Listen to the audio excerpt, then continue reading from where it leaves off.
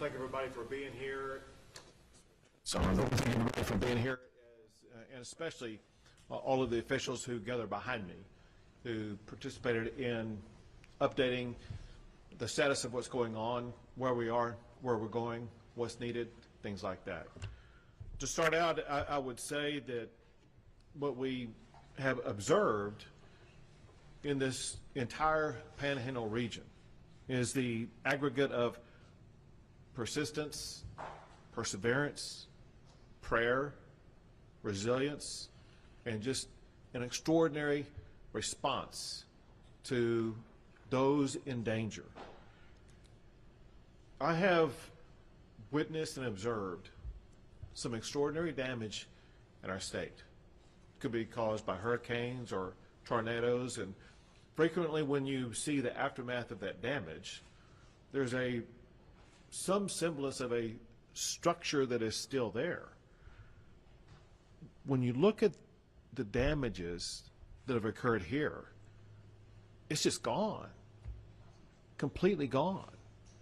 Nothing left but ashes on the ground. So those who are affected by this have gone through utter devastation. They are going through challenges that others cannot comprehend. They need our ongoing support, our ongoing assistance, and our ongoing prayers as they and we all work together to help this entire Panhandle region rebuild and return to the normalcy that's enjoyed out here all the time. I would think there's so many elected officials with us, including all of the county judges from the region, some mayors and other officials who have worked tirelessly for the people in their communities to make sure that their constituents were getting the response and resources that they needed during what may be the most trying times of their lives. I do want to thank several members of the Texas legislature who gather with us here today, but also who will be working ongoing to assist their constituents in this region. That includes Congressman Jackson, State Senator Charles Perry, and State Representatives Smithy and Price. I thank them for being here and what they have done and what they will be doing. For many local officials, as well as for many residents and businesses in this area, those representatives are a shortcut for you to seek and ask for and hopefully provide to you levels of assistance that you need. I want to also express my gratitude for the heroic response by firefighters. It's extraordinary to see what they were able to do. The largest fire in the history of the state of Texas cut a path so large that it exceeds the size of some states in our country. And it would have been far worse and far more damaging, not just to property, but also to people, but for those firefighters.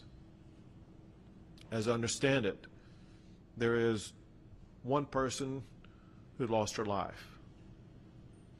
Every life matters. And it's a loss for that family that can never return. But many more people would have lost their lives had it not been for fearless firefighters who put their lives on the line, some of whom were injured in the line of duty, working tirelessly to respond and beat back these damaging flames.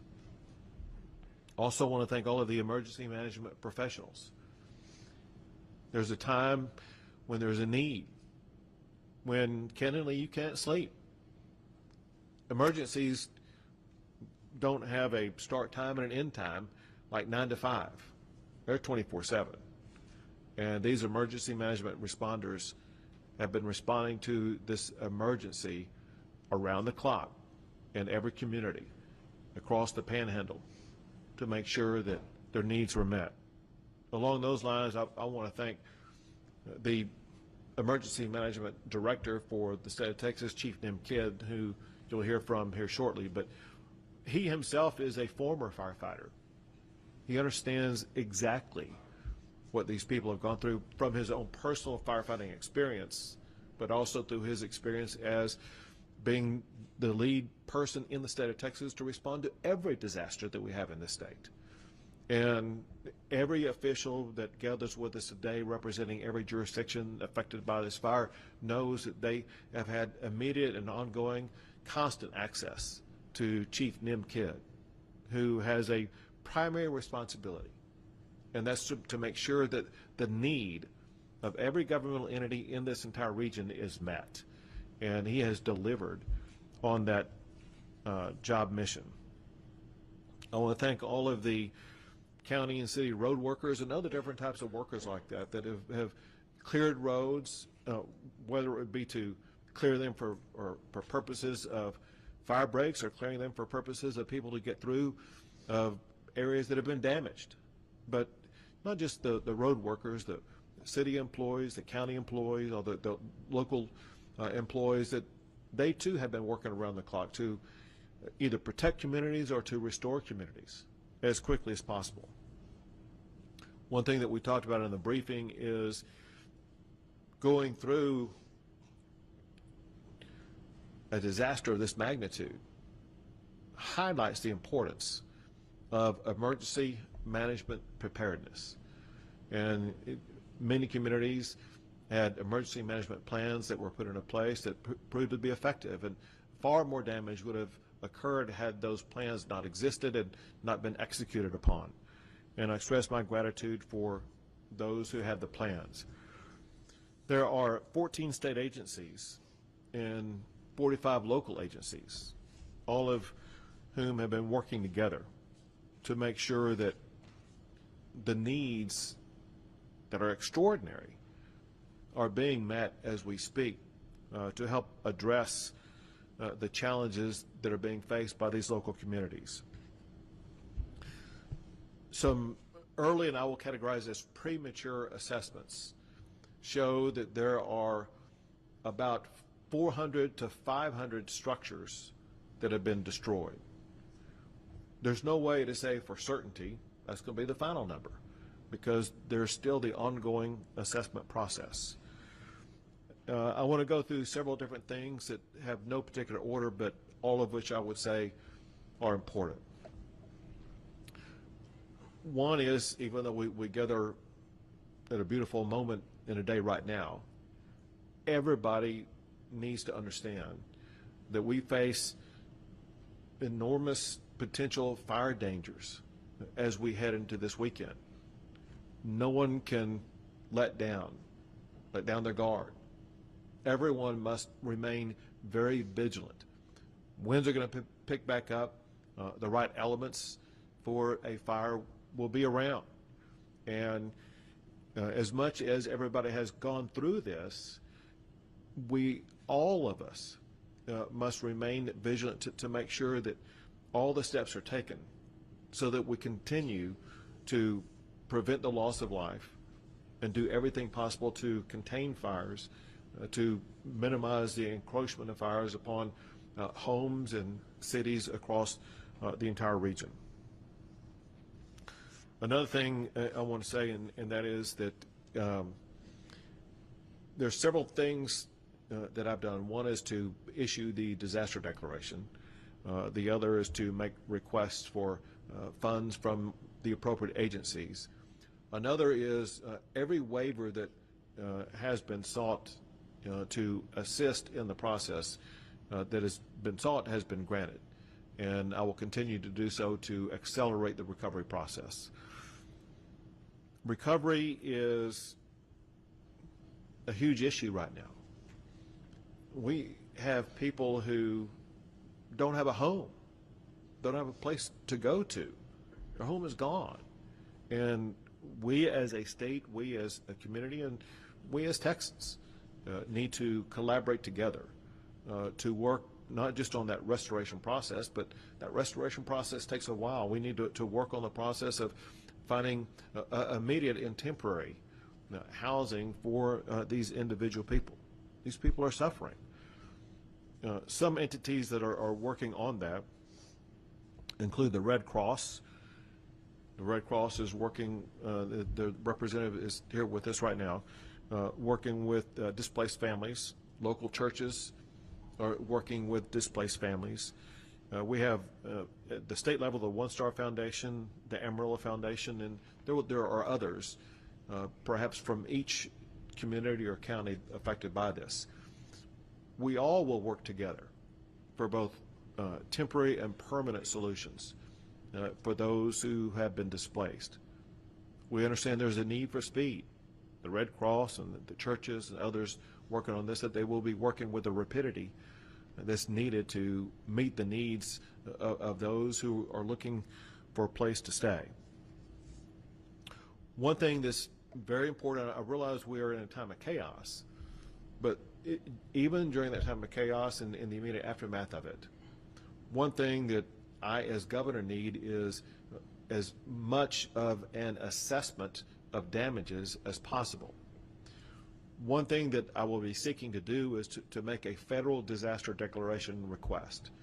And in order to be able to do that, there's a dollar amount of damages that must be shown that has been suffered to qualify for that request. And all of these local officials and others will be working to help aggregate the damages that have occurred that would help qualify for federal assistance in that regard. There's a need for debris removal as well as debris management. Debris removal because of everything that's already been victimized by the fire that's taken place and needs to be removed.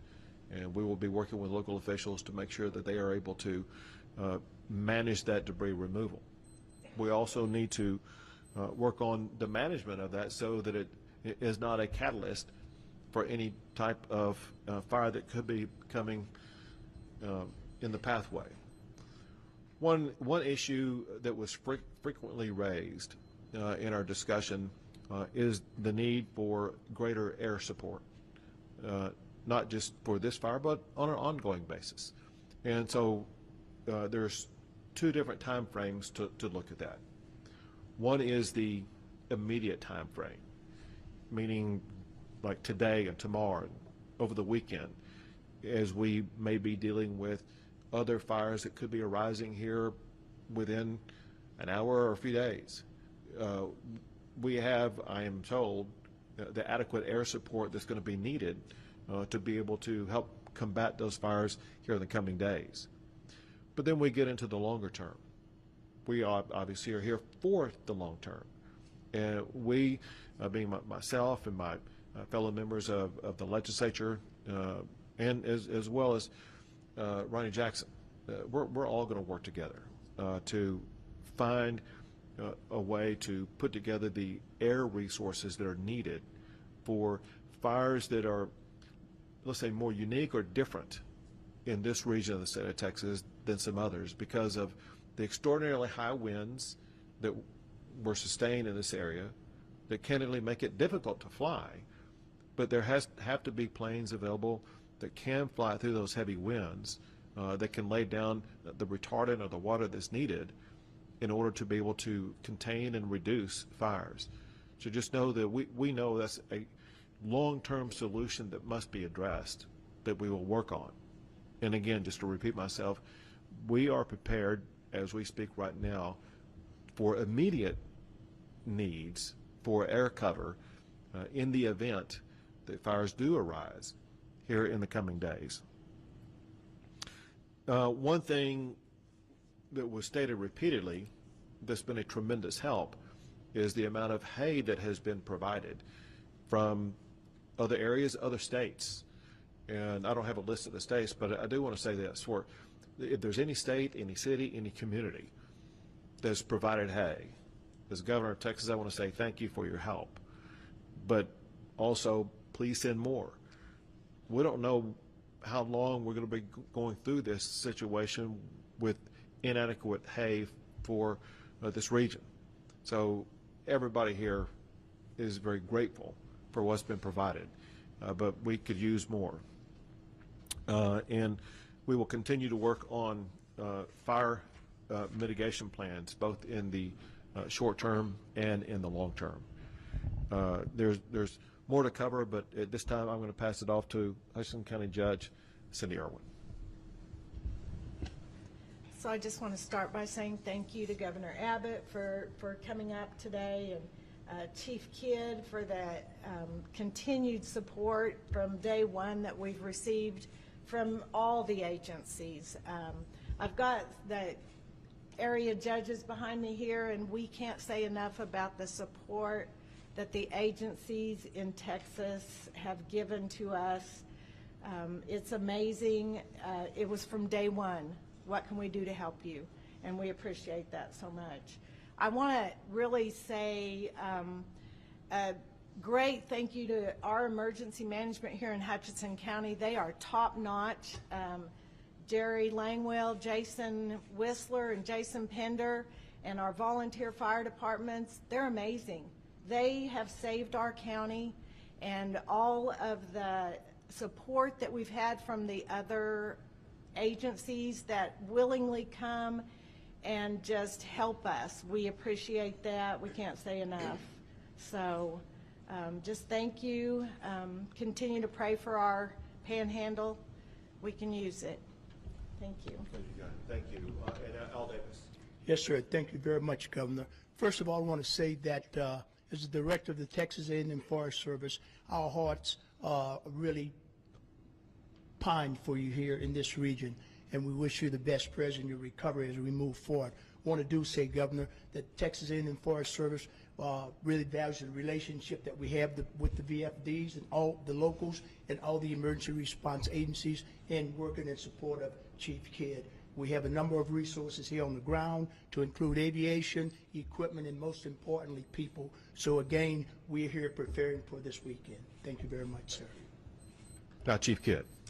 Thank you, Governor. And I want to echo Director Davis's thoughts. Our hearts and prayers with those that have been devastated by the largest fire in our state's history. And we're not leaving here until the fire is out and until we're well on the path to recovery, and we'll continue to support. A lot of our employees live in the Panhandle. And you see with the other state agencies that are behind us, their families are also impacted by these fires. I can't go any further without praising our firefighters in this area. The men and women that took off from their work and their jobs and left their homes and their families to go and fight fire, it's not just courageous, but they brought expert skill, expertise, training, and really put their lives in harm's way. And the governor said it earlier, I'm going to say it again. This is the most devastating wildfire by acreage in our state's history. But for those local first responders, it would have been bigger and it would have been worse. And so my heart's out for them. We will do everything in our power to continue to support them. Going forward, life safety is still our #1 priority. It's the safety of the community and the safety of the responders. I ask all those that will be watching these broadcasts, stay fire aware and weather aware. Continue to listen to these local officials behind you. They ask you to evacuate. If they order you to evacuate, it is for your own safety. There is no wrong decision made in ordering an evacuation. And I can tell you, mayors and county judges have the toughest job on the planet in deciding when to do that. They get beat up all the time after the fact because your life got saved and your home got saved because you were asked to evacuate. But if you were asked to evacuate over this coming week or this coming weekend because of the fire conditions, please have a plan, know where you're going to go, and have your vehicle full of fuel and ready to go. Life safety is our #1 priority. Property protection is our #2 priority. Please continue to support your local responders and the state resources that we have brought in. They are moving around 24 hours a day trying to make sure that we're getting ahead of this fire, containing the ones and gaining containment on the ones that we have. And I also need your help, and let's go through this weekend with no new starts. Over 90% of wildfires are human caused. We've got to get the message out, no new starts. We do not want to divert resources from our existing fires onto a new start fire. Finally, the state resources that are here have come from far and wide, Governor. We've got them from down as far as the Valley into Houston and in the Woodlands, San Antonio, up the I-35 corridor. We will continue to push resources in here, ground resources, heavy equipment, and aircraft in here as long as they're needed. As we focus on recovery, the recovery mission will be long-term. We need immediate terms right now. Thank you to all of the faith-based organizations that are stepping up with the sheltering operation, but sheltering will turn to temporary housing. We will continue to work with the state agencies that are not represented here yet, but will be, for state housing missions that we can work through, and our federal government partners. And finally, donations management is usually what we call the disaster after the disaster. Thank you very much to all of those that are donating. Please go to the websites and listen to your local officials about the donations that are needed, and continue to donate. And cash is always the right size and the right color. So thank you very much. Thank you. We'll take a few questions. Governor, recognizing there was extreme fire behavior, extreme winds, we've had a number of people that have told us that they felt the fire approach, that there was little or no warning, and they felt even public safety didn't realize how fast things were moving. Were the warnings adequate? Was there anything that slowed or delayed them? Can anything be done to improve them as we have more fire danger this week? Yeah, that's a very good question, and it's been asked a lot. And I want to, talking to our local partners here, your local TV meteorologists have been talking about fire conditions of last Tuesday for the last 7 to 10 days. Out of the state, we've been pushing those messages out since the Thursday before the fire happened. Listen, this is where it has to be a partnership between the elected officials and the appointed officials, you as the media, and our citizens. That message has been broadcast, and it will continue to be broadcast, and I need you to continue to get it out. But I also need your help in convincing people to pay attention sometimes. It is hard to get the attention of some of our citizens because we spend a lot of time on the phones looking at things that aren't important. Emergency notification systems are great. They are nothing like the situational awareness that I need you to help me instill in our community. We've said it multiple times today. Tomorrow's going to be a bad fire day. There will be people that will be caught by surprise for that, and I need your help in getting that message out. We will continue to push it. Governor, you mentioned one fatality, but we have heard additional reports of possibly a second fatality in Gray County. Could you try to clarify that for us? Sure. So I've heard about the possibility of the second fatality that you mentioned, but have not received confirmation of it yet, and hence I didn't want to report it. Governor, can you talk about the long-term impacting on livestock ranching here in the area?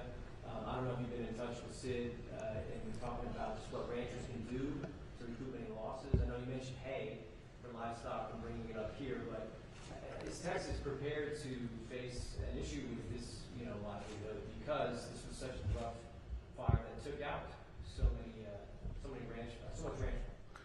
The short answer is yes. We're prepared to take whatever action is needed. But more precise, there are certain funds that are available, certain grant funds that are available to address issues like this. Those will be looked at to see if they qualify. Other than that, there will be other efforts that can be made. We know that the loss of cattle is extraordinary, but it goes beyond that. I mean, look at the grass they feed on. Look at the fences that kept them in. Different things like that. So we're looking at the big picture holistically about ways in which we can assist both the ranchers and the farmers to be able to recover from this. Yeah, please. Well, hold on a second. And if it's okay, I'd like to add a little bit more. Everything the governor said is accurate. We'll continue to work with the Texas Department of Agriculture.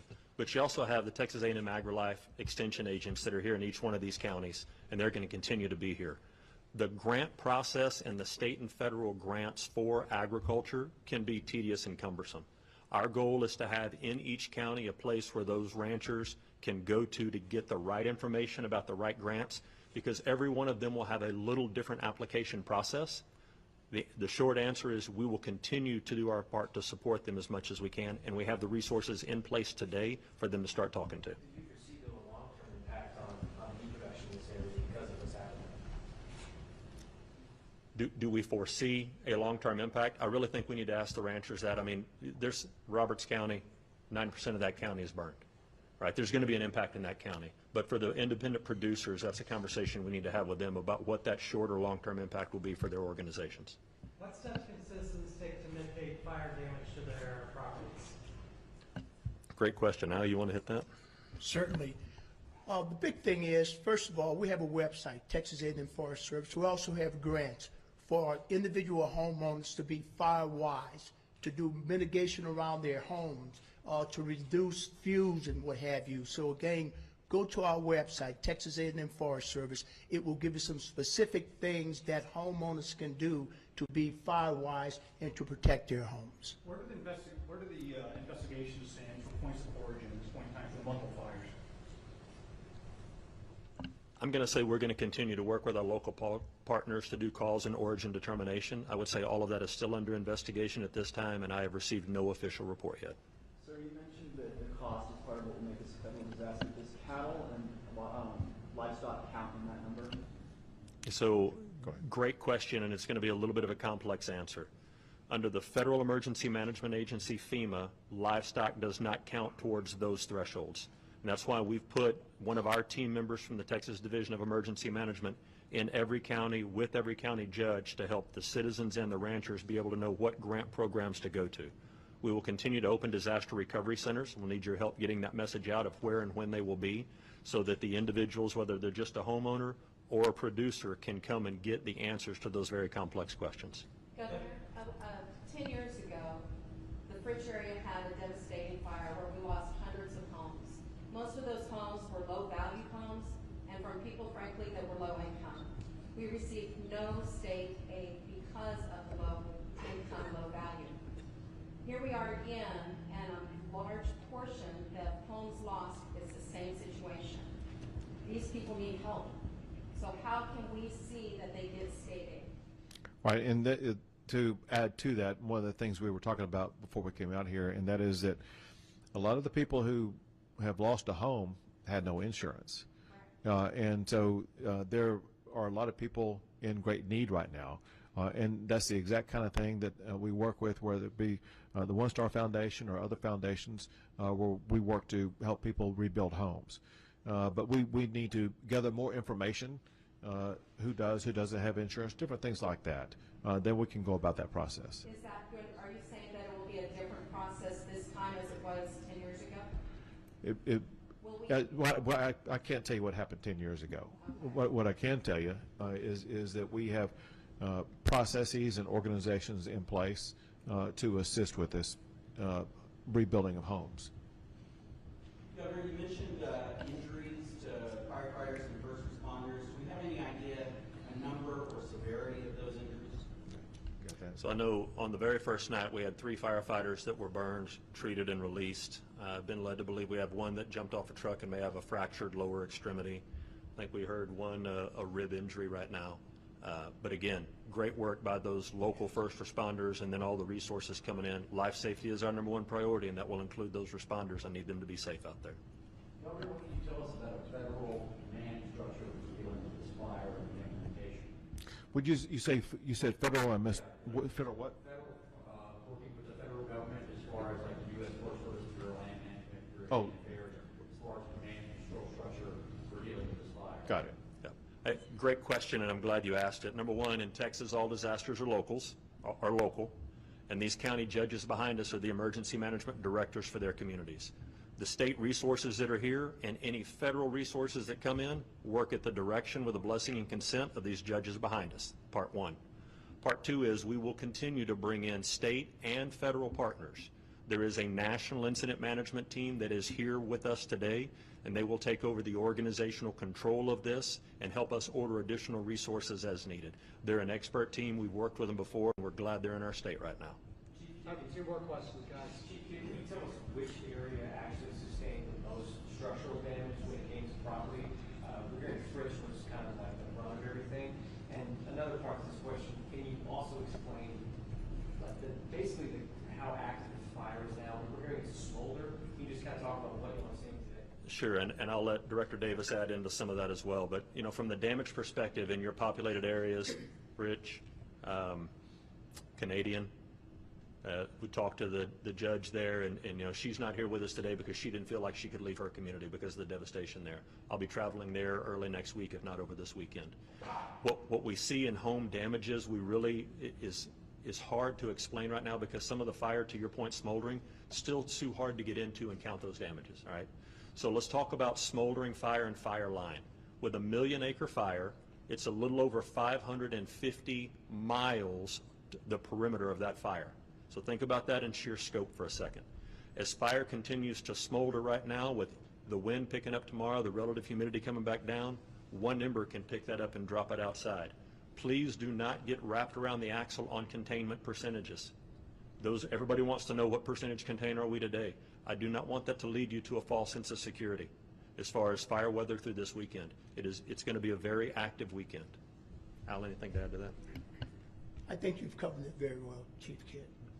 Governor, one more question, folks. You said something about the air containment, bringing in like air support.